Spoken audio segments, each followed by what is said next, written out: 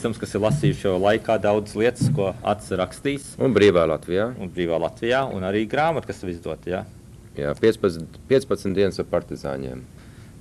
Un tie cilvēki, kas ir lasījuši tās avīzes un arī tā grāmata, jau zina diezgan daudz par to, bet arī noteikti kāda interesants lietas, ko tu arī grāmatā un avīzēs tu neieliki. Vai tu vari drusku vairāk pastāstīt, kā tev būtu viena diena Afganistānā, kā viņa tev bija tāds labi iet. Kā tev tā dienas noris bija? Ko darīji no rīta un kā tā gāja? Labi, pagājušajā gadā es biju tādā garākā ceļojumā, bet es domāju, ja tu prasi man tieši vienas dienas noris attēlot kā tādu, tā personīgāk, tad es varu pastāstīt par vienas dienas noris kara nometnē, kurā es biju šogad, 10 dienas. Pirmkārt, mušas. Šausmīgas mušas, daudz, karstums, āprātīgs, slikts ēdiens, viņi ir ļoti trūcīgs ēdiens, viņiem ir maz ūdeņi, ja tur nav dušas kā šajā glaunā hotelī, kamēr mazgāties tikai tad, ka vairs nevar ciest to smirdo no drēbēm un sviedriem. Un, tā ir karavīra nometne, bet 5 no rīta jāceļās, jo tad musulmaņiem ir pirmā lūkšana.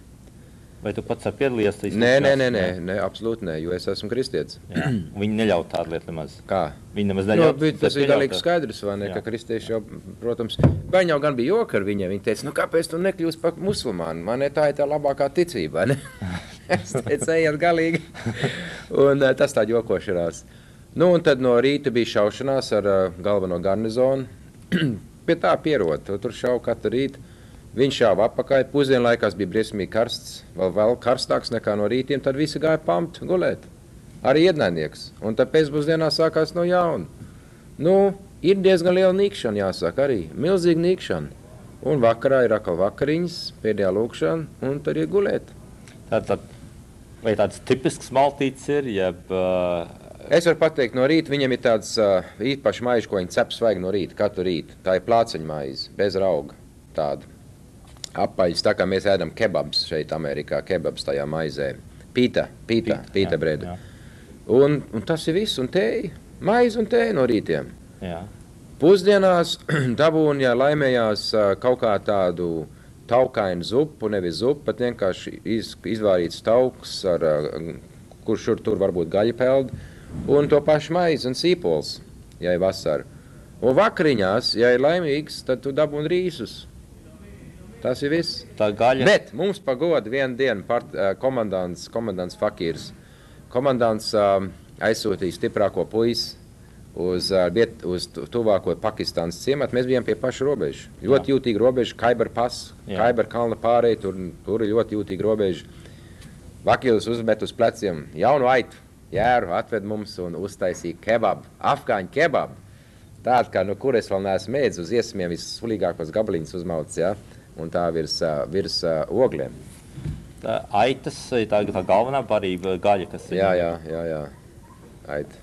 Es te zinu, ka Čikāgā ir Afganistāņu restorāns, un viņi ļoti daudz jogurtu lieto. Pienprodukti, protams, lauksaimniecības zemes, bet tur viss tā tuvāk apkārtne tukši no iedzīvotiem. Tie 3 ciemati, kas tur bija lejā ielē, tie tukši. Tie pirms 3 gadiem jau bija aizmukuši uz Pakistānu, jo Krievi tur gāja iekšā un briesmu darbs izstrādāja, un tad neviens pēc tam vairs negrib palikt tur.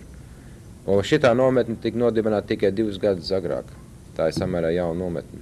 Tad pienprodukts, ko lietoja, tas no govīm, jau kazām? Viņiem ir gan kazas, gan govis, gan aitas. Un, protams, vērši.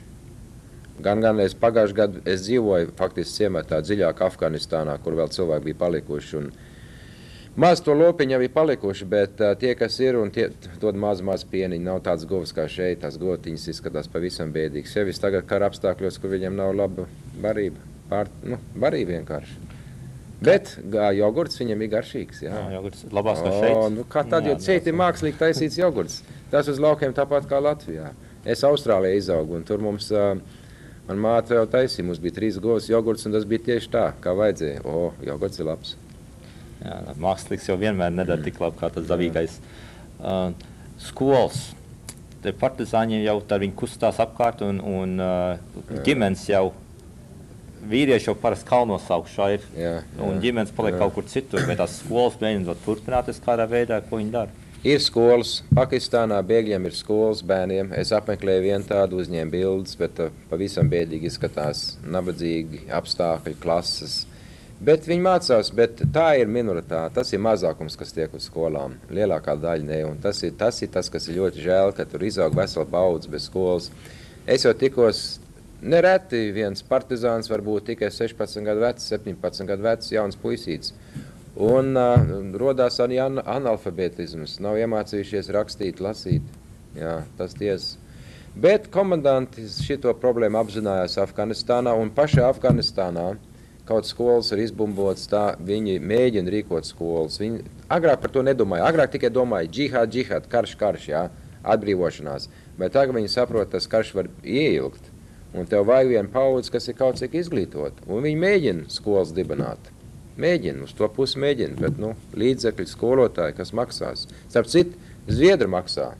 Zviedru palīdzības komiteja Afganistānai ne tikai pārtiku un medicīnu sūta Afganistānas iekšienē, nevis bēgļiem Pakistānā, bet arī skolotājs atalgo Afganistānā, lai viņi mācītu jauno paudzi. Tas ir vajadzīgs, Jā, vajadzīgs. jā.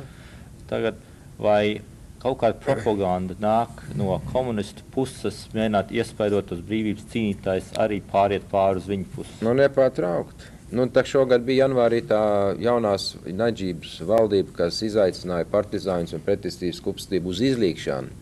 Kad varēja nākt valdībā, būs koalācijas valdība un piedot visus grēkus, kas ir cīnījies pretīm, tam būs amnestija, bet to jau neviens neakceptē. Viņi jau mācījušies no Austrumēropas. Kur komunistiem valdībā ir noteikšana, tur viņi vienmēr uzvar beigās. Viņu prasība ir tad, kad Krieviem padomu bruņas, un jāsaka Krievu, tā Krievu tauta ir atbildīga par kaut, kas tur tagad notiekās. Mūsu latvieši tur cīnās, mirst, asiņo, bet tā ir Krieva tauta, kas ir atbildīga par to karu. Viņa ir tā, kas tutiek to Maskavas režīmu, un kamēr padomu karavīrs, karaspēks ir Afganistānā, uz izlīgšanu vienkārši nav nekādas iespējas. Partizāņi to neakceptēs. Viņa noteikums ir, kamēr pēdējais padomu karavīrs neatstāja Afganistānu, mēs karosim. Viņi ir izdevuši amnestiju komunistiem, starp citu. Bet tie, kas, grūti pateikt, ja es domāju, tomēr tie bija tik nežēlīgi, tie bija kolaboranti, tik nežēlīgam režīmam, okupācijas režīmam, ka personīgi es ieteiktu viņam iet līdzi sarkanā armija atpakaļ uz Padomu Savienību. Jā. Izreikināšanās jau notiksies. Notiks, bet, ziniet, šitā tauta nav tik drausmīga atriebība. Tie, kas ir bijuši partijā un tā, viņiem ir spiegi tur, viņiem ir cilvēki arī tanīs komunistu frakcijās, kas tur arī savā starpā visu laiku plēšās, kas arī dod viņiem ziņas. Viņiem Krievos ir spiegi. Veci afgāņi, kas strādā priekš Krieviem, okupācijas armijas, bet naktī dod ziņas partizāņiem, kas tur notiekās, kur nāks tanki un tā tālāk. Tā kā to arī jāņem vērā. Viņa nav nekāda dumie. Tu minēji, ka Krievi labprāt naktīs neuzbrūk, ja afgāņi naktīs neuzbrūk. Naktīs, jā, es par to brīnījos. Mēs gājām 2 uzbrukumos, un dienas gaismā jūs traki esat. Nē, mums naktīs nepatīk karot. Bet viņiem ir savu īpatnējie kara noteikumi. Viņi ir iemācījušies, kā labāk karot pēc 8 gadiem. Un man bija līdz viens armijas rezervists no Vācijas, vācietis, kapteinis, un no Zviedrijas leitnants, abi divi rezervisti. Un tie nabadzīgi vienkārši nevarēja kaut kādīgi samierināties ar to stāvokli, ka partizāņi Afganistānā karo pavisam citādīgi nekā tas ir viņu grāmatā pateicis, kā jākaro. Un man bija jāsmējās, jo viņi teica, ja mēs būtu Krievi ģenerāļi, mēs šito karu uzvarētu 3 mēnešos, padomā, kādi gudrinieki. Jā. Viņi vakarā gāja uzbrukumā, 5. sākās uzbrukums, un tumsa iestājās 7. īsta tums, jā. Tā viņi 2 stundas dienā karoja, un tad tumsā mēs atkāpamies. Jā. Tad, vai tu domā, ja tu zini, tev pašam kādas zināšanas latvieši, piemēram, kas tur ir bruņotos spēkos padomju pusē, vai viņi, tu domā, arī ir lidotāji, vai viņiem uzticās lidot ar helikopteriem vai lidmašīnām? Nedomā, ka viņi aizlaidīsies lapās, ja kaut ko tam līdzīgu? Nē, nav man. Es domāju, ka latvieši visās ieroči šķirās, bet es nedomāju, ka viņi ir kādos īpaši atbildīgos posņos. Mēs zinām, ka latvieši nav ļoti ir rezerves leitnanti, bet tie, kas iet tajās militārās akadēmijas un kļūst par kapteiņiem un majoriem, to ir maz, to ir pavisam maz. Virsnieki kadri nāk no Krieviem, no Ukraiņiem. Viņi neuzticas vienkārši. Laikam nē. Latvieši varbūt ir pie aviācijas, bet viņi nav lidotāji tā tik lielā mērā. Viņi ir zemūdenēs, es zinu, kas ir Zviedrūdeņos, Ložņā un tā, bet viņi nav augstos postaņos, jā. Kādā veidā uzskata brīvības cīnītāji Krievu karaspēku, kas tur Afganistānā? Vai viņi domā, ka viņi ir labi trenēti, apmācīti, vai kāds viņam domas par savu pretinieku ir? Krievu karaspēkam attieksmē pret partizāņiem? Jā, man liekas, viņam ir veselīgs respekts pret partizāņiem. Ļoti veselīgs respekts. Un kā ir uz otru pusi ar? Ir tā, ka partizāņi jau viņi neko sevišķi neceņ padomu karaspēka Krievs, jo tur ir ārkārtīgs liels, var iedomāties, ko, viens nabadziņš, no Eiropas, jā, tādā karstā zemē, kur plosās malārija, tuberkuloze, visāds drausmīgs caurējs, slikts ūdens, tas karš ir izpostījis irigācijas sistēmas, mākslīgās apūģņošanas sistēmas, tas rodās moskīši. Man bija jau jāietās pret malāriju tabletes, un es nedomāju, ka Krievu karaspēkam tas ir. Viņiem taču ārkārtīgi slikta medicīniska aprūpe ir. Ko cilvēks dara tādā zemē, tik karstā zemē? Visu laiku nezinu, kurš ir draugs, kurš ir ienaidnieks. Ja visa tauta ir pret to okupāciju. Un ja viņi nav, viņi izliekās, ka viņi nav. Un tā var iedurt duns mugurā, jeb izlikt mīnu. Un kas notiekās tādā stāvoklī, ka nav jau arī karš nepārtraukt. Varbūt Krievi taisa tikai 2 liels uzbrukums gadā vienā rajonā. Ko viņi dara? Viņi sāk pīpēt zālīti. Un partizāņi, afgāņi, protams, viņiem pārdod. Pret ko? Pret Krievu drēbēm. Man ir viena virsnieka jaka. Viņi izmainīja to pret hašišu. Pārdod narkotikās vielas. Tas narkotikās vielas diezgan plaši iet tur. Hašiši tur ir. Paši viņi nedrīkst lietot. Lai gan ir jau tāda arī, kas lieto, jo tur viņam arī nometnē diezgan garlaicīgi ir. Bet īstās partizāņu nometnēs ir absolūti aizliegts lietot hašišu. Tas ir domāts tikai okupācijas karaspēkam. Viņi diezgan stingri savā nostājā par likumiem un noteikumiem? Jā. Dzert nedrīkst. Alkoholu nedrīkst lietot partizāņi, tas ir skaidrs. Īstenībā nedrīkst arī vispār pīpēt, bet te uzskat par mazāk grēku un tas ir pieļaujams. Bet citādīgi ir viņiem stingra musulmaņu ticība. Tie ir ārkārtīgi ticīgs ļaudis. Viņi nav tā kā mēs, kur dalām laicīgo pasauli ar garīgo pasauli. Viņiem viss ir viens veselums. Viņi tiešām 5 reizes dienā lūdz Dievu. Tā nav tāda izlikšanās tikai. Nē. Es redzēju tieši un arī sevišķi, ka gāja kaujā. Tad visi kopā lūdza. Un tad arī atsevišķi. Un vēl dažas 10 minūtes pirms kaujas pats cilvēks pied pie sienas, vai ne, un pasaka savus, vai ne.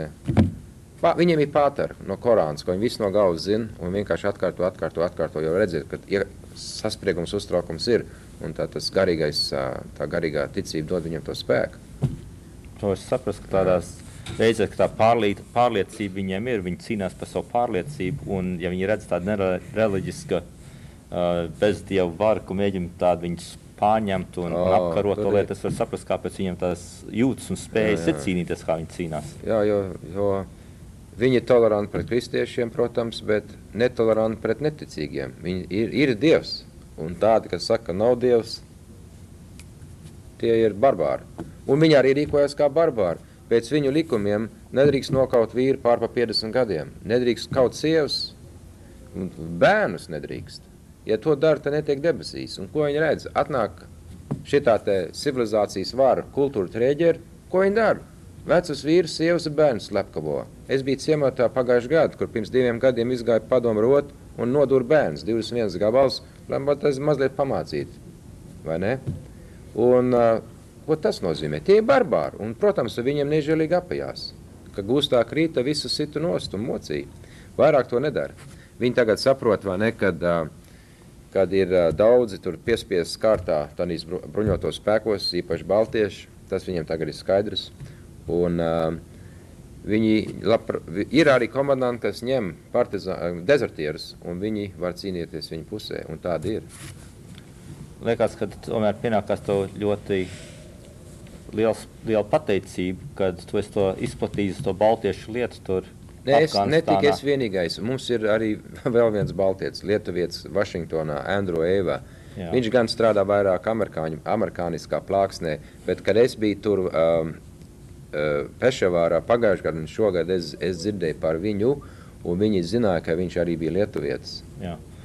Es viņu satiku pagājušajā gadā, un es zinu, ka viņš to ir darījis, bet tas viens cilvēks jau to visu nevar izdarīt. Man liekas, ka tu kā aizbrauc, ka ar tālāk to informācijas sniedz. Es jau 8 gadus no Zviedrijas viņam sadarbojos, visu laiku rakstījis un tā. Es uzlūdzu afgāņus uz Afganistānu manā institūtā runāt un tā. Tādā veidā es palīdzēju rīkot pirmo starptautisko tribunālu, kas izskatīja cauri Krievu okupāciju Afganistānā un to nosodīja. Un tādā veidā tu, protams, satiecies ar ļoti daudziem afgāņiem. Un tu vienmēr stādies priekšā, es esmu latvietis. Mēs esam apspiesti. Diemžēl mūsu puiši ir spiesti braukt uz Afganistānu, cīnīties pret jums, būsim sabiedrotie. Un viņi arī redz to vērtību, jo es varu runāt Amerikas balss, Radio Brīvā Eiropa un stāstīt tautiešiem Latvijā, vai nekas īstenībā tur notiekās, un aicināt Latviju jaunietni, neiet bruņotos spēkos, kamēr šitas nežēlīgais karš plosās. Es saprotu tiešām, ka tā vēlēšanās ir, lai latvieši tiešām šeit ārzemēs iesaistās šī lietā iekšā, un lai informē savus senatorus un avīžniekus tā tālāk, lai atbalsta Afganistānas brīvības cīnītājus. Atbalsts ir liels, kongress vienmēr dod atbalstu, bet mums vajag latviešiem, baltiešiem savu profilu. Afgāņiem jāredz, ka mēs palīdzam viņiem. Viņi mūs sabiedrotie, un viņi dabūs ārā Krievs no Afganistānas. Tas ir galīgi skaidrs, ka Krievi to karu ir zaudējuši. Virsroki partizāņiem, sevišķi tagad, ka viņi beidzot dabūna labāks ieroči no amerikāņiem. Bet šī laikā, kad viņam ir grūtā stunda, mums ir jāparāda, vai ne, ko mēs varam darīt. Un mēs varam daudz, mums ir sakara Vašingtonā, un afgāņi to pareizi novērtēs, ka viņu zem būs brīvi, viņi palīdzēs mums. Es nevaru saprast, kāpēc latviešu sabiedrība vēl nav uzmodusies. Kad 8 gadu tas karš ir gājis, es zinu, ka tur latvieši mirst, zinu, ka te ir vienīgā zeme pasaulē, kas cīnās ar to spēku, kas apspiež Latviju, ar ieročiem rokās. Un mēs, ko mēs darām, guļam. Tā kāds tavs ieteikums tāda būtu, ko lai dara latvieši te trimdā? Pirmkārt, palīdzēt Andrew Eva. Šitā rezolūcija, kas, ja amerikāņu kongress to pieņem, tas glābs mūsu zēns. Jo tad komandanti dabūs naudu no amerikāņiem. Rezolūcija 169. Jā, viņi dabūs naudu komandanti, viņi varēs viņus uzturēt, viņi zinās, ka Amerika interesējās par gūstekņiem, ka viņiem spretīm gūstekņus, tad neklapēs nost tik lielā mērā. Un starp citu neklapē vairs nost tik lielā mērā, bet viņiem ir ārkārtīgi grūti viņus uzturēt. Tas ir viens. Otkārt, radīsies lielāka, tas radīsies, taču varētu izveidoties par masu desertēšanu. Tad jau Gorbačovs uzreiz izvilks ārā armiju no Afganistānas, ja tev iet masās pāri vai ne pretinieku pusē. Un mums jau tā pamatdoma ir, ne jau tik daudz, ka viņi brauks uz Ameriku šitie gūsteņi, bet ka viņi veidos pretpadomu pulks, bataljons, par kuriem jau runā, it kā būtu Afganistānā, un ir jau arī pārgājuši, 2 Krievi pārgāja pirms 2 gadiem. Domāju, tiem ir pretpadomu pulki veidojās tur, bet nebija, tas bija tikai baumas. Bet viņi 2 gadus nocīnījās ar šito komandantu, labi karavīri bija, un tagad dzīvo Kanādā. Liels iespējams cerības tomēr ir, ka tādas var noformēt vēlāk. Ja rodās vairāk gūstekņu, protams, un sevišķi tagad, kad vismaz viena liela politiska partija, pretesības partija, ir atzinusi, ka tie, kas vēlās cīnīties partizāņu pusē, tiem nav jāpāriet musulmaņu ticībā. To agrāk spieda. Jā. Vajadzēja būt musulmāniem, bet viņi saprot, tas taču beidzot sāk sapjēgt, ja? Kad varbūt arī kristieši musulmāņi uzzina alianses. Tad tā cīņa pret komunismu ir kopēja lieta vienalga no ticības. Tieši tā. Es esmu tev Sony aparāts līdzi, vai tev tas bija arī uz Afganistānu līdzi? Šis labais krāms man bija līdzi, un es ar šito pirmo reizi strādāju Afganistānā. Diemžēl es vēl īsti nepratu viņu kārtīgi lietot. Piemēram, šī lietā vajadzēja man līmes papīru, teipu, ja? Smilts nenāk iekšā. Uznāca vētra un pusi man filmu sabojāja tādu baltu plankumiņu. Bet es nofilmēju vienu kavu, jā. Bet tā nelaime ir tā, tik līdz, ka ienaidnieks redz, ka tev ir šitāds daigts, tad tev gājuši virsū uguni. Un es nevarēju tieši manas puiši filmēt, ka viņi gāja virsū garnizonam.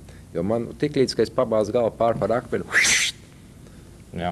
Nācas tā kā, spindza lodas, tā kā tāds bišu mākonis pārpagalvu. Tā kā man bija jāguļ lejā, un katreiz, kad es gribēju pacelt filmēt, Azīz, mans komandants, teica, lejā! Un pats viņš galva augšā turzē, bet man neļā. Jā, tas ir. Bet es ceru uztaisīt filmu, un to mēģināšu ievedīsim Latvijā, kā parāda, kā ir otrā pusē. Ļoti puikas. Labi. Tas ļoti labs projekts ir. Tas izlikās, laikam, kā diezgan smaga lieta, ko nesat niņķī pēc kāda laika. Zini, jā, es jau tur tie apstākļi skrūti kalni šitā te. Es abrīno viņas, kā viņi var nest ieroču patrons, vai ne? Ložmetējs pat, pa kalniem skriet, un man bija grūti ar šito. Bet man palīdzēja. Viņi jau redzēja, ka es kāpu lejā par tā uzvarīgi, viņš saka, dod, bija jāiedod, viņa ļoti viesmīlīgi un laipni un izpalīdzīgi. Vai tev ir plāni tādi drīz atkal braukt atpakaļ? Nu, redz, es jau 2 reizes esmu bijis, un katru gadu paliek grūtāk, jo man jau tomēr tie gadiņi ir 45, kā nē. Un, bet es domāju, ka kāpēc cilvēki vienmēr prasa, nu, tu galīgi, gan es domāju, vai es traks esmu, ka es tur lienu iekšā un tā. Bet nevar jau iet pie tiem komandantiem, nevar pie tām partijām iet un gudri runāt, ja tu pats nepierādi vai ne, kad, ja tu nerādi savai tautai un sev cieņu. Un ja tavu tautieši dara tos asiņas darbus Afganistānā, tad tev kaut kas arī ir jādara, lai atsvērtos, un tad tu ej viņiem arī līdz kaujā. Un tā viņi tev respektēs, un tad viņi atcerēsies, ka latvieši nav diegdvēseļi. Un ja viņiem kādreiz gūsteknis kritīs viņa rokās, viņi saka, ok. Ne? Varbūt es saprotu situāciju, jā. Un tāpēc es to daru. Bet es domāju, ka man vairs tas nav jādara, vai ne? Es esmu jau to darījis. Es katrā ziņā turpināšu strādāt un braukšu uz Pešavāru, bet galvenā kādu politisku darbu veikt. Es ar visām partijām vēl neesmu nodibinājis tuvu sakars, un man tas vēl jādara. Ne tikai pāris, bet ar visām 7 partijām. Bet tas jau liels darbs, ko tu esi paveicis. Tas ir iesākums. Tas ir iesākums, un viņi man pazīst tur, bet man ir galvenā kā tur jābrauc un politisku literatūru jāizdala un jārunā par tādām lietām, par gūstekļu lietām un tā tālāk. Jā. Labi, liels paldies tev. Un paldies tev. Jā, un labs sekums nākotnē. Paldies.